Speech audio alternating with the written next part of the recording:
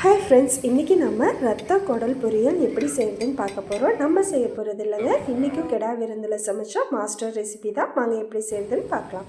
ஒரு கடாயில் ஆயில் தேவையான அளவுக்கு ஆட் பண்ணிவிட்டு கடுகு நல்லா பொரிஞ்சு வந்ததும் வரமிளகா ஒரு 10, கறிவேப்பிலை ஒரு கைப்பிடி ஆட் பண்ணி நல்லா வதங்கினதும் நீல வாக்கில் பெரிய வெங்காயம் கட் பண்ணி அதையும் ஆட் பண்ணி நல்லா வதக்கிட்டாங்க. அது கூடவே இஞ்சி பூண்டு பேஸ்ட்டு தேவையான அளவுக்கு ஆட் பண்ணி நல்லா வதக்கி எடுத்துட்டாங்க.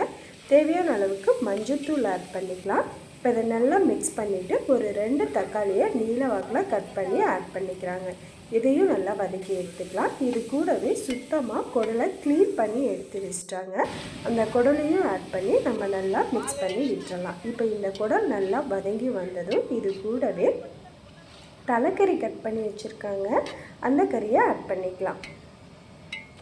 பாருங்கள், தலைக்கறியும் ஆட் பண்ணி இதையும் நல்லா மிக்ஸ் பண்ணி எடுத்துக்கிறாங்க. இந்த கறி எல்லாமே எண்ணெயில் நல்லா வதங்கி வர அளவுக்கு நல்லா மிக்ஸ் பண்ணி விட்டுடுறாங்க. இப்போ இதுக்கு தேவையான அளவுக்கு உப்பு ஆட் பண்ணிக்கிறாங்க. இது டேஸ்ட்டுக்காக கறி மசால் தூள் மட்டும் கொஞ்சமாக ஆட் பண்ணிக்கிறாங்க. இப்போ இது எல்லாம் நல்லா மிக்ஸ் பண்ணி விட்டுடுறாங்க. இது வேகிறதுக்கு தேவையான அளவுக்கு தண்ணி ஆட் பண்ணி இதை வேக விட்டுறாங்க. இப்போ இந்த டைமில் ஃபைனலாக இதில் மிளகுத்தூள் கொஞ்சமாக ஆட் பண்ணி மிக்ஸ் பண்ணி விட்டாங்க. இதில் சூப்பு குடித்தா டேஸ்ட்டாக இருக்குமாமா, அதுக்காக அந்த மிளகுத்தூள் ஆட் பண்ணாங்க. இப்போ இதை நல்லா வெந்து வரட்டும்.